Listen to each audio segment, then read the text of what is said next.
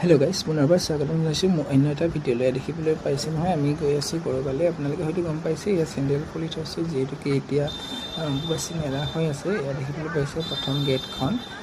অম্বুবাচী মেলা আমি কামাখ্যা দেৱালয়লৈ গৈ আছোঁ যিহেতুকে তাতে মেলা লাগি আছে এই মেলা প্ৰত্যেক বছৰে আহাৰ মাহত হয় অম্বুবাচী মেলা মা কামাখ্যা দেৱালয়ত এয়া তালৈকে বুলি আমি গৈ আছোঁ দেখিবলৈ পাইছে বহুত মানুহ আৰু এইফালে সকলো মানুহবোৰ গৈ আছে আমিও গৈ আছোঁ তাৰ লগতে ইয়াত চাহ খাই ল'লোঁ গৈ আহি ইয়াৰ তলৰ পৰিৱেশটো চাওক ওপৰৰপৰা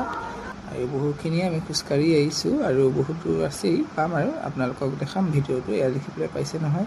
মানুহৰ সমাগমটো বহুত বেছি আৰু এইফালে বৰষুণো দিছে আমিও গৈ আছোঁ ইয়াৰ ছাতি লৈ বতৰ বেয়া বুলি আমি গম পাইছিলোঁ আগতে সেইবাবে আমি ছাতি লৈ আহিছোঁ এয়া দেখিবলৈ পাইছে নহয় আমি গৈ আছোঁ লাহে লাহে এয়া ভাৰতৰ ভিতৰত এখন শক্তিপীঠ হৈছে নীলাচল পাহাৰত থকা মা কামাখ্যা দেৱালয় কাৰণ ইয়াত সতী দেৱীৰ এক অংগ পৰিছিল য'ত নেকি নতুন জীৱন সূচনা আৰম্ভ হৈছিল মা কামাখ্যা হৈছে এগৰাকী তান্ত্ৰিক দেৱী আৰু কামাখ্যা মন্দিৰ হৈছে তান্ত্ৰিক পূজাৰ এক বিশেষ কেন্দ্ৰ সেইবাবে বহুত অঘৰী পূজাৰী তান্ত্ৰিক সকলোবোৰ আহে এই অম্বুবাচী মেলাত যিহেতুকে সাধনা কৰে ইয়াত সকলোৱে ধ্যান কৰিবলৈ মনৰ আশা পূৰণ হয় সকলোবোৰ এই অম্বুবাচী মেলাত বহুত দূৰ দূৰণিৰ পৰা মানুহ অহা দেখা পোৱা যায় ইয়াত দেখিবলৈ পাইছে নহয় আপোনালোকে আমিও গৈছিলোঁ তালৈকে বুলি